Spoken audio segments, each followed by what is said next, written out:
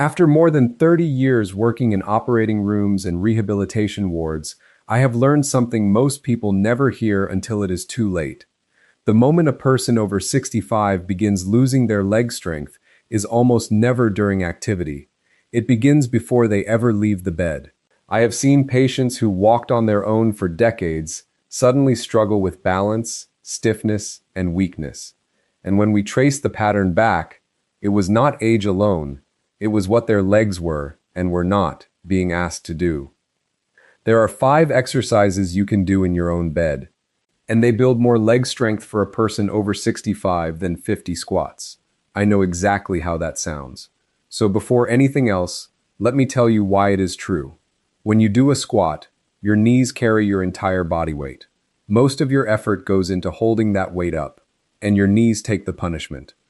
The muscle only gets a small part of the work. That is why so many people over 65 do squats, ache for 2 days, and get almost nothing back. These 5 movements take that weight away completely. Your bed carries it, so all of your effort goes straight into the muscle, and none of it into the joint. That is why a few good repetitions beat 50 squats. Now, most people over 65 do not do squats. They walk. And walking is good for you. But walking moves your legs. It does not work them. It carries you forward in one straight line, using the same 2 muscles thousands of times a day. Meanwhile, the deep muscles that hold your knee steady and catch you when you stumble are barely asked to do anything. So they fade quietly, while you feel like you are doing everything right. We will rank all 5, from least impactful to most effective. Stay with me for number 2, because it works muscles almost nobody over 65 has trained in decades. Before we continue, tell me something. How old are you, and where are you watching from? I read every comment you leave. Now, let us begin. Number 5, short arc knee extensions. This first exercise might seem almost too small to matter, but do not let that fool you for a second. Short arc knee extensions are one of the first movements prescribed after knee surgery in nearly every orthopedic rehabilitation program in the world, and there is a very specific medical reason for that. The muscle on the front of your thigh, the quadriceps, does more than straighten your knee. A portion of it sits just above the kneecap and holds that kneecap in its groove. When that section weakens, the kneecap begins to track slightly off center. You do not feel pain at first. You feel something worse. You feel the knee hesitate on a stair, as though for half a second it was not there. Rehabilitation research consistently shows this small section of muscle weakens earlier and faster than the rest of the thigh, and that walking does almost nothing to restore it, because walking never straightens the knee against meaningful resistance. Here is exactly how to do it. Roll a bath towel into a firm tube about the size of your forearm, lie flat on your back, and place that roll under one knee so the knee rests in a slight bend. Your heel stays on the bed.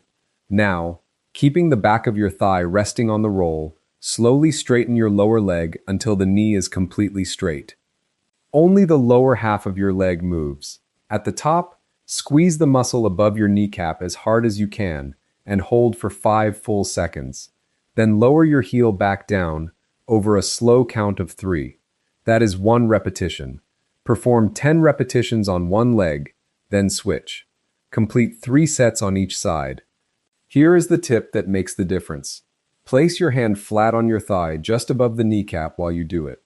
If you cannot feel that muscle harden under your palm, you are lifting with momentum rather than tension. Slow down until you feel it. Within 2 weeks, most people notice the same thing. Stairs stop feeling uncertain. If you're still watching this video and finding these insights valuable, please comment number 5 below to let me know you're here. And if you haven't subscribed yet, I recommend you subscribe and turn on the bell so you don't miss any videos. Your support helps us continue creating good content to inform and inspire you. Now, let's move forward. Number 4, clamshells. Now, let us move to the muscles that decide whether you stay upright when your balance is genuinely tested. But before we continue, if you have been enjoying the video so far, hit the like button and don't forget to subscribe and hit the bell icon so you don't miss more videos like this. Number 4, clamshells. Here is something most people do not realize. A real fall is almost never forward. You catch a rug, your weight shifts sideways, and for a fraction of a second, your entire body is balanced over one hip. The muscles on the outside of that hip either hold your pelvis level or they do not. If they do not, you go down. Those muscles are the hip abductors, and research on falls in adults over 60 has repeatedly identified weakness there as one of the strongest warning signs of a future fall, a stronger signal in many studies than weak knees.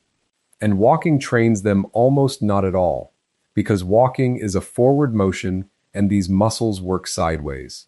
Here is how to perform a clamshell correctly. Roll onto your right side. Bend both knees to roughly a right angle and keep your feet together, one stacked on the other. Rest your head on your arm or a pillow. Now, the critical part. Stack your hips directly on top of one another, square to the ceiling. Keeping your feet touching, lift your top knee upward like a clamshell opening. Open only as far as you can, while keeping your hips perfectly stacked. Hold the top position for 3 seconds, squeezing the outside of your hip. Lower over 3 slow seconds. Perform 15 repetitions, then roll over and repeat. 3 sets per side. This is the exercise people get wrong most often, so listen closely. The moment your top hip rolls backward, your lower back takes over and the hip muscle receives almost nothing. Imagine your back is pressed flat against a wall. After 1 week, you will feel a muscle on the side of your hip you had genuinely forgotten you owned. That is the muscle that catches you. Number 3, bed knee bends. If your knees ache in the morning, feel stiff, or make unsettling sounds when you move, this exercise is going to become your best friend.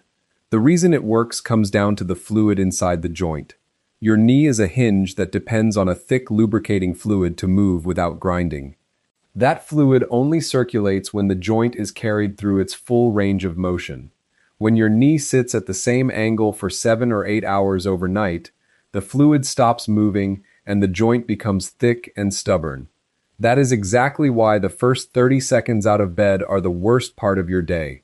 Studies on knee recovery consistently find that gentle sliding knee bends restore lost range of motion faster and with less pain than exercises performed standing, because the mattress carries your weight and the joint is never compressed.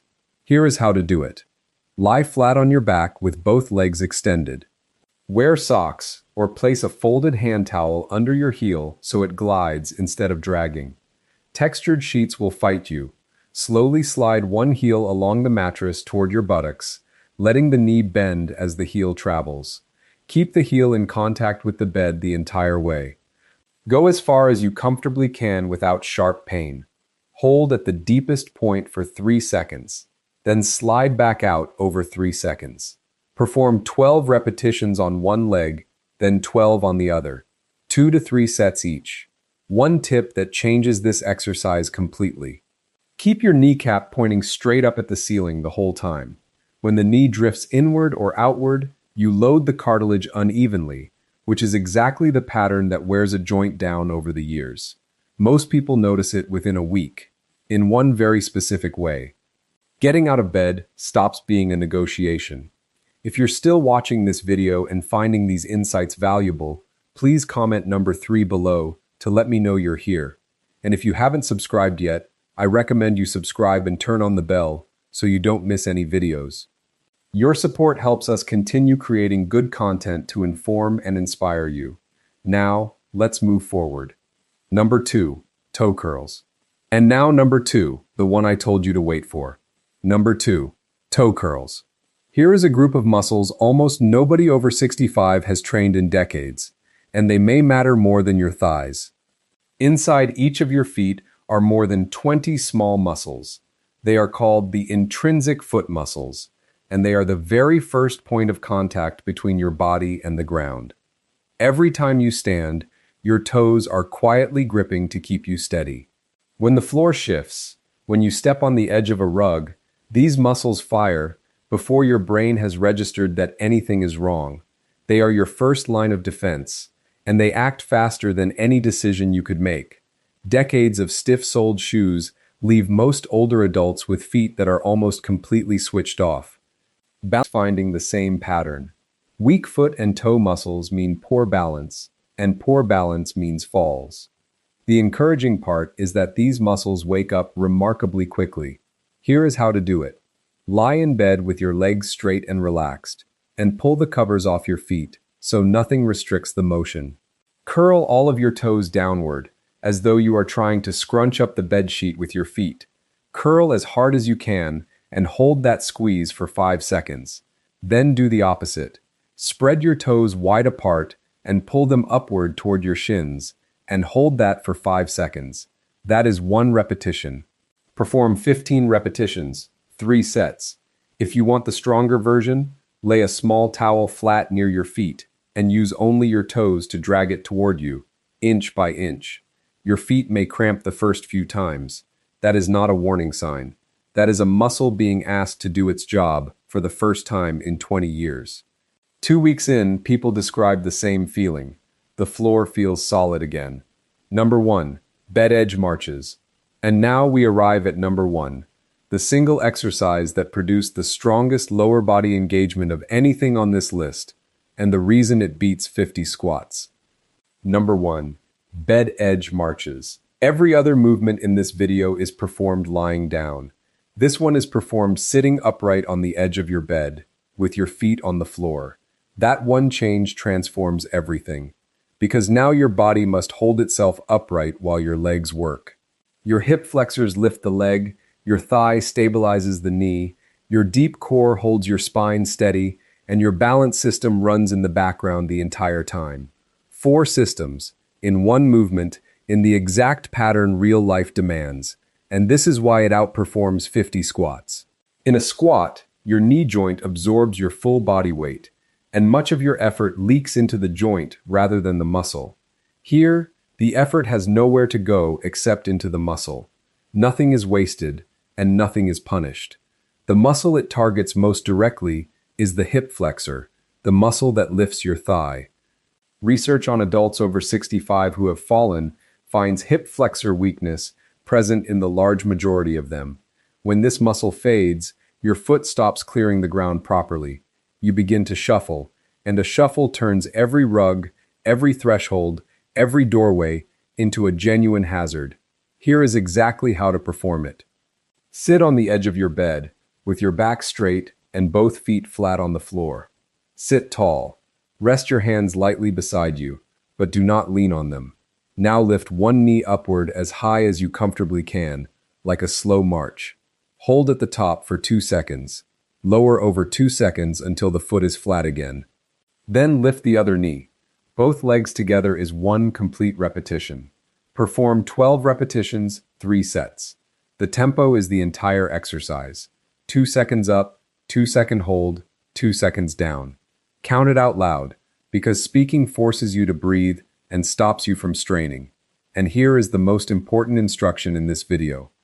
Do not use your hands. If you need them in the first week, that is perfectly fine. But the goal is hands off the bed, sitting tall, letting your legs and core carry everything.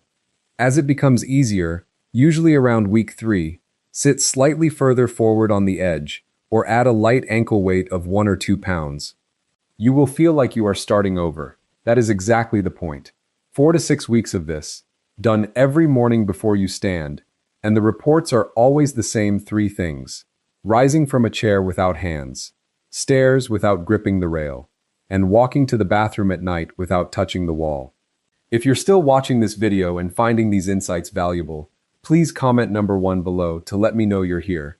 And if you haven't subscribed yet, I recommend you subscribe and turn on the bell so you don't miss any videos. Your support helps us continue creating good content to inform and inspire you. Now let's move forward. There you have it. 5 bed exercises that build the exact muscles walking leaves behind. Short arc knee extensions for the knee. Clamshells for the hip that catches you sideways. Bed knee bends for morning stiffness. Toe curls for the feet that grip the ground. And bed edge marches, the single movement that ties all of it into real, usable strength. The entire routine takes under 15 minutes, requires no equipment, and works on any mattress. Now let me make this simple, because the biggest reason people fail is not the exercises. It is doing all 5 on day 1, feeling sore and quitting by Thursday. Week 1, numbers 5 and 4 only. Week 2, add 3 and 2. Week 3, add number 1, and you are running the full routine. If you can only ever do one, do number 1. And one thing I need to say plainly. If any of these produce sharp pain, not muscle burn, but sharp pain, stop and speak with your doctor, especially after recent surgery or a blood clot. Burn is fine. Burn is the point. Sharp pain is information. Now I want to hear from you. Be honest in the comments. Can you stand up out of your chair right now without using your hands? Tell me yes or no, then come back in 3 weeks and tell me again. I would love to read that second comment. If you found this helpful, subscribe so you never miss information like this. Thank you so much for watching.